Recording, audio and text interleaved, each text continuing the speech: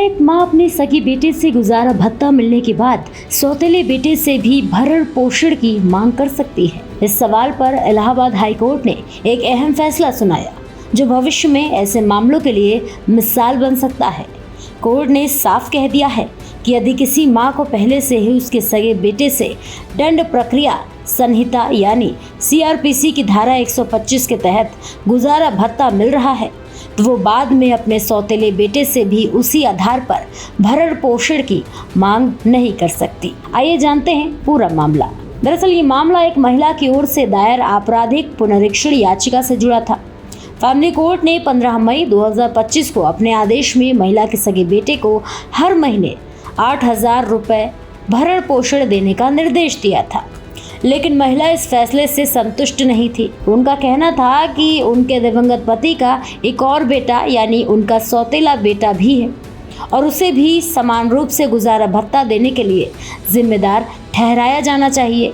महिला ने family court के फैसले को चुनौती देते हुए इलाहाबाद हाई कोर्ट का दरवाजा खटखटाया।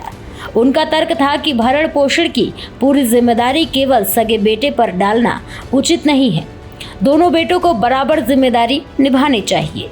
मामले की सुनवाई करते हुए जस्टिस लक्ष्मीकांत शुक्ला की एकल पीठ ने महत्वपूर्ण टिप्पणी की। कोर्ट ने कहा कि जब किसी मां को उसके सगे बेटे से पहले ही गुजारा भत्ता मिल रहा है, तो ये नहीं माना जा सकता कि वो अपने भरण पोषण के लिए असमर्थ है। ऐसी स्थिति में वो किसी अन्य व्यक्ति से उसी आधार पर दोबारा गुजारा भत्ता मांगने की पात्र नहीं रह जाती। हालांकि कोर्ट ने अपने आदेश में एक महत्वपूर्ण बात भी स्पष्ट की। अदालत ने कहा कि यदि किसी व्यक्ति के भरण पोषण का कानूनी दायित्व 2 या उससे अधिक लोगों पर बनता है और मामला पहली बार अदालत के सामने आता है, तो कोर्ट परिस्थितियों, आय और अन्य तथ्यों को देखते हुए ये तय कर सकती है कि किस व्यक्ति को कितना भरण पोषण देना होगा। लेकिन जहां पहले से ही भरण पोषण का आदेश लागू है और उससे जरूरत पूरी हो रही है, वहां किसी अन्य व्यक्ति पर वही दायित्व दोबारा नहीं डाला जा सकता। सुनवाई के दौरान राज्य सरकार और सौतेले बेटे की ओर से भी महिला की याचिका का विरोध किया गया। उनका कहना था कि महिला का सगा बेटा सक्षम है और अदालत के आदेश के अनुसार पहले से ही हर महीने 8,000 रुपए दे रहा है।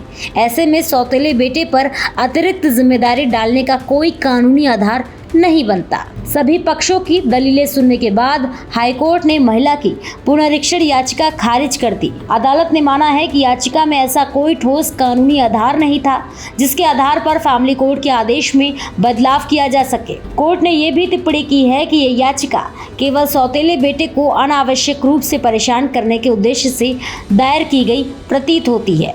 ऐसे में इलाहाबाद हाई कोर्ट का ये फैसला साफ संदेश देता है कि भरण पोषण के मामलों में अदालत परिस्थितियों और कानून दोनों को ध्यान में रखकर फैसला करती है। यदि किसी जरूरतमंद को पहले से ही पर्याप्त गुजारा भत्ता मिल रहा है, तो उसी आधार पर किसी दूसरे व्यक्ति से दोबारा भरण पोषण की मांग करना कानूनी रूप से स्वीकार्य नहीं माना जाएगा। इस खबर को लेकर आपकी क्या राय है? कमेंट सेक्शन में जरूर शेयर करें और ऐसे ही और भी तमाम खबरों को देखने के लिए जुड़े रहिए भारत एक्सप्रेस के साथ।